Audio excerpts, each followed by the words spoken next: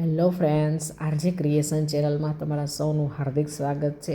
તો આજે આપણે ફરી આવી ગયા છીએ નવા વિડીયોમાં નવી વસ્તુ લઈને શીખવા માટે.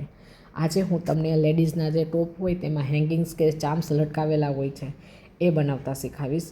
એના માટે મેં અહીંયા એક સિલ્વર કલરની ચેઇન લીધેલી છે અને એક સિલ્વર કલરની ચેઇનની હૂક લીધેલી છે. જે આપણે કપડામાં ખોલ બંધ કરવા માટે હૂક આવે ને, એ હૂક મારી ચેઇનમાંથી તૂટી ગયો હતો, તો મેં એનો ઉપયોગ અહીંયા ચામ્સ બનાવવા માટે કરી લીધેલો છે.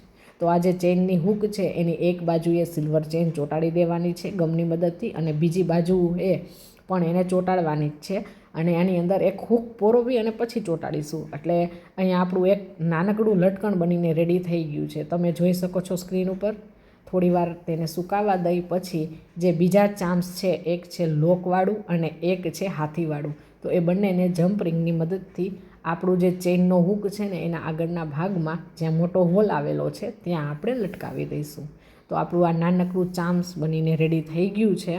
હવે આપણે એક જમ્પ રિંગની મદદથી એ જે મોટો હોલ આવેલો છે ત્યાં જમ્પ રિંગ પૂરવી અને આપણે આપણા ટોપમાં લટકાવી દઈશું. તમે જોઈ શકો છો કે મારા ટોપમાં જે આ લટકણ આવેલું હતું તે ખરાબ થઈ ગયેલું છે, એટલે એને હું કાઢી અને આ જે નવું બનાવેલું ચામ કે હેંગિંગ છે તેને હું લટકાવી દઈશ.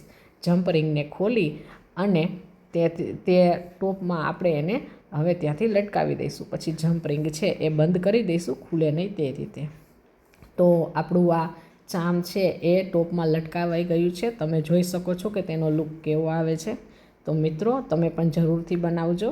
બાય.